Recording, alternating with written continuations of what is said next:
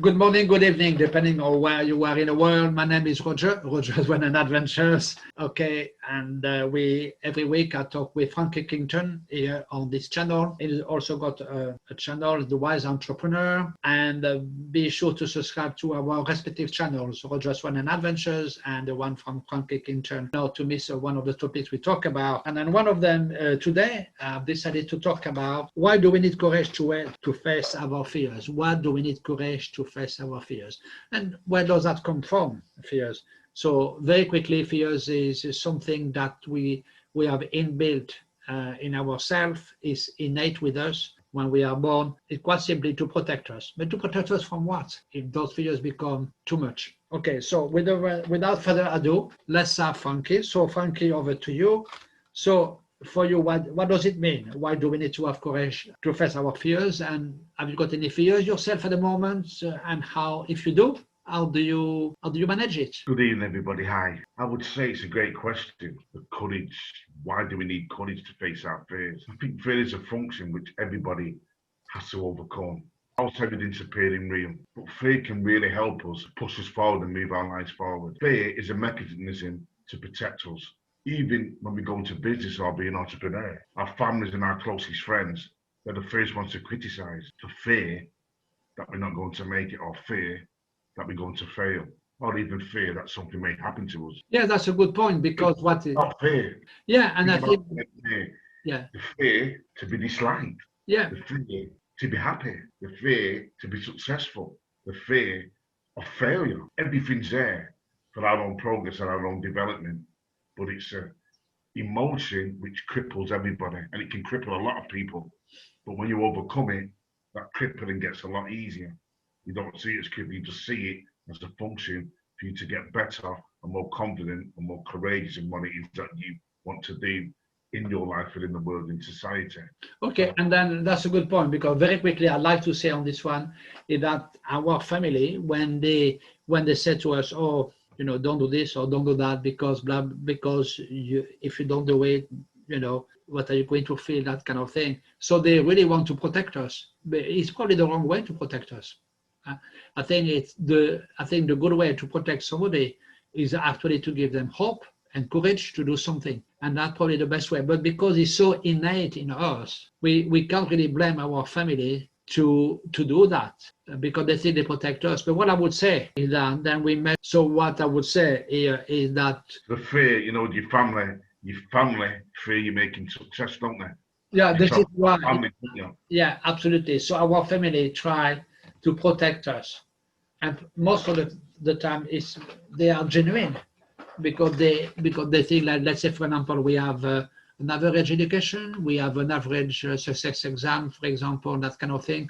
So all that, right, guys, the ping ping coming along, the fear or the ping ping popping up when we're doing a video on Zoom, that's the fear or something. Yeah, and then that's the fear. Is it going to pop in?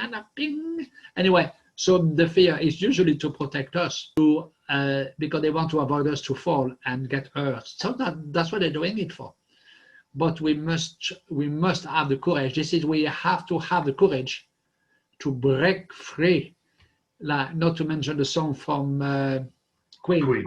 Yeah. I like that, yeah. So that just popped up in my mind, to break free. But this is really true, we can break free for all sorts of different things, including this one, to break free and have the courage to break free, basically, and to do whatever you want without being an imbecile. I don't want to break free, for example, and go on the plane and jump 3,000 meters from the sky without a parachute, for example. Hey, no, I'm not going to do that.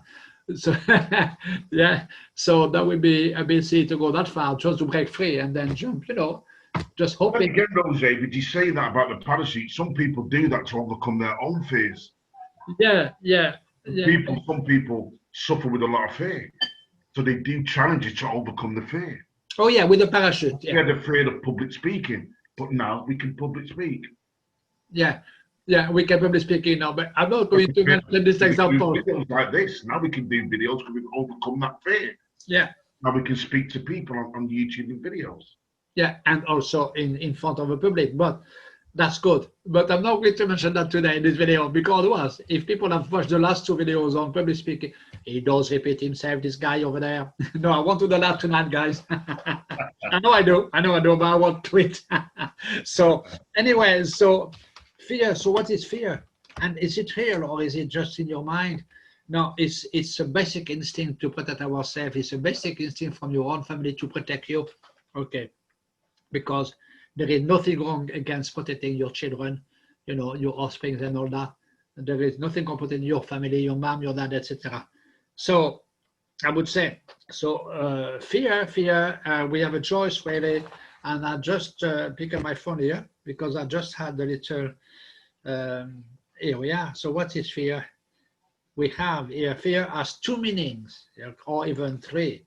Two meanings. One of the first one is, now you can see it popping up on the screen here. Fear has two meanings. The first one is forget everything and run. Ah, bye-bye. Ooh, going away, bye-bye. I don't want to know. Au revoir. See you later. Ah, or face everything and rise. Yeah. Rise to the sky. Yes. So forget everything and run. Or face everything and rise. And I like that. And often when we have fear, what is it based on? Because most of the fear we have is about something that's not happened yet, and that probably won't happen. Okay, so it's based. You say, don't you, Jose, that 40% of our lives we worry about things or are afraid about things what won't probably even happen. Yeah, I couldn't remember the percentage, but that's about right. I think it's 40% or even more. I think is it about 40%? Yeah, yeah. Round that mark, Rosie. Round that mark. Pardon? Round that mark. Yeah, around that mark. Yeah, yeah. So the fear. So it's based on what then? False evidence appearing real, and it's not happened yet. And as you said, it probably won't happen. And most for 40% of cases, it won't happen at all. And then a lot of it is what we fabricate in our head as well. Yeah, and that kind of thing. So it could be all sorts of fear. So, but it's a basic instinct that we have from an early childhood when we're little ones and stuff. Yeah. But saying that, when you think about it, young kids, they don't have a lot of fear, do they? They just go for it. And it's only later on in life, even though it may be a basic instinct to protect ourselves, it's still later on in life, they build all that, yeah? And then they build that when they were younger, like toddlers or 2, 3 years, 5 years old, they're probably a lot more courageous than for most of them they are now, when they are 35, 40 or more, yeah? And so let's, guys out there, you know what? The fear, so, you know what I would say, Rosie? No matter whether you're fearful, still do it. Yeah, still do it, and then overcome it if you keep still doing it. Keep doing it. Right. Comfortable being uncomfortable. Yeah. Okay. Right. Okay, guys, I'm going to repeat myself very quickly. I'm not going to go on about it. So when I did that public speaking speeches, one other thing I felt after that is when I went through the glass of fear, I just felt free. And that was really an amazing feeling, right? Okay, so I want to experience that kind of feeling again with other things I fear about. Don't be fearful if you can help it, or I would just say, you know, just imagine once you are on the other side, the feeling of freedom you have because you've done it. And if you don't do it, can you imagine the feeling of frustration you may have? So think about the pain you may have if you let yourself down. If you let yourself down, think about the pain. So I'm sure most of you out there, and including myself and Frankie here, we don't like being in pain, do we? No, we don't. No okay. Pain. Yeah, okay.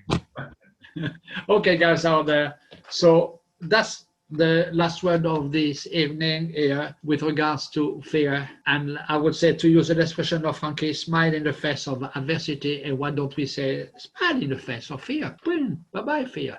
Okay, and let's just do it. to be disliked? Oh, I'm sure we can carry on for another half an hour, 40 minutes. But no, we won't do that because I don't what's the name. I'm sure we all have things to do, don't we? But so anyway, so fear, to conclude, false evidence appearing real. So most of the time, a fear is not real anyway, because we can build it to appear as well. So without further ado, guys, bye for now. Have a great week. Thank you, Frankie. And by the way, be sure to subscribe to our channels. I don't have the fear to tell you, please do it for us. Now we support you. Thank you very much. Bye-bye.